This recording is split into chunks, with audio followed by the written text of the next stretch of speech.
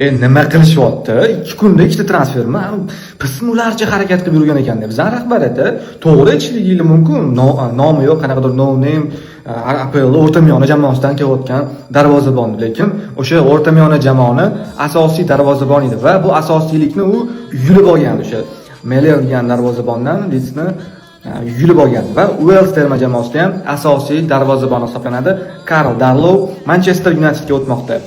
Fabrizio Romano tomonidan Here we go deb post qo'yildi. Darlow Manchester United futbolchisi darvozaboni endi. Transfer narxi yo'q, chunki erkak agent sifatida tepa-tekinga jamoaga kelib qo'shilyapti. Katta ehtimol bilan Altay Baynder jamoani tark etadi. Lammens asosiy darvozabon, Darlow ikkinchi darvozabon va Tom Heaton endi 3-darvozabon, shundan 3-darvozabon edi. Xullas, to'g'ri, qanaqadir katta nomlarga e'tibor berishmayapti, lekin shunaqa o'rtamiyona nomlar bilan haqiqiy o'sha United uchun o'ynayman degan tarkibni tuzishyapti. Ko'pchilik kommentariyada Telegramda Yevropa Ligasiga tarkib tuzyapti.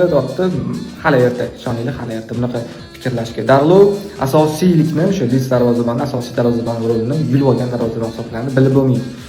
Juda ham shu biz bilan o'yinni ham eslaylik. Kim eslaydi? Shu Lisandro Martinez Calvert Lewinning sochini tortgan o'yin. Qanaqa seyfli qilib tashlagan. Xullas, kuzatamiz. Gap yo'q, 2 kunda 2 ta transfer.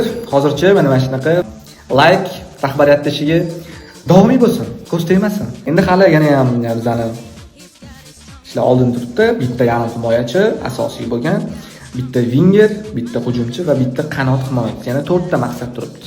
3 ta transfer hal, yana 4 ta maqsad turibdi. Ancha bu yog'iga balki kattaroq nom bo'lib qolishi mumkin. Lekin eng muhimi bu yoqda nomlar emas. Nomlar har doim ham hal qilavermaydi. Eng muhimi shu yerda Manchester United uchun o'ynayman deb haqiqatan rostdan o'ynash hisoblanadi. Hammaga rahmat, kuzatishdan to'xtamanglar, qo'llab-quvvatlab tursanglar, xolos shunaqa tezkor xabarlar bilan chiqib turamiz. Zona aloqada sog' bo'linglar.